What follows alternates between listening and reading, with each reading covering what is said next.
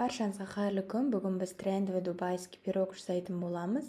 Бұл пирогты тәттіні жақсы көрмейтін адам да бұл пирогты жақсы көріп, сүйсініп жейтін болады. Ең біріншіден ситадан ұнды өткізіп аламыз. Үстіне какао, разрыхлитель, қопсытқыш және қантымызды қосамыз. Бір жұмыртқа және холодильниктен шыққан суық сары май, осының барлығын араластырып, тоңазытқышқа 30 минутқа қоямыз. Оған дейін начинкасын жасайтын боламыз. Творог, бір жұмыртқа және 2 ас қасық сгущенкамызды қосамыз.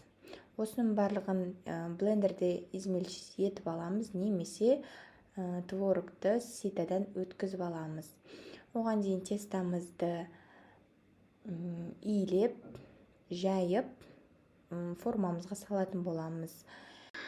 Мен бұл дубайский пирогтың рецептін кішкене өзгерттім. Творог 400 грамм қосқан болатын. Енді кішкене кішірейтіп, 200 грамм қосып, 2 ас қасық сгущенканы салып, дәмдірек болады екен. Сол себепті мен бірақ видеоға түсірген жоқпын.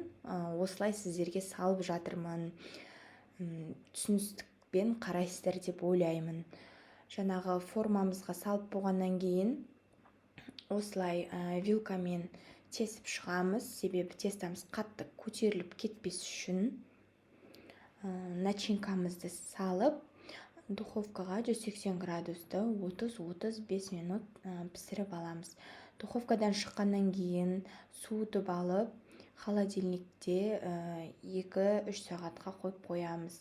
Холодильниктен шыққан соң катаифиді майға қорып алып, үстіне фисташковый паста қосып, жаңағы пирогымыздың үстіне қоямыз. Мына жерде творог кішкене биік болып тұр, бірақ ол басылады. Осылай кішкене бетіп сіздер катаифи мен фисташковый пастаға орын қалдырып қоюларыңыз керек сіздер, ал аз болсын. Комментарийға қалай шыққанын жазып кетіңіздер.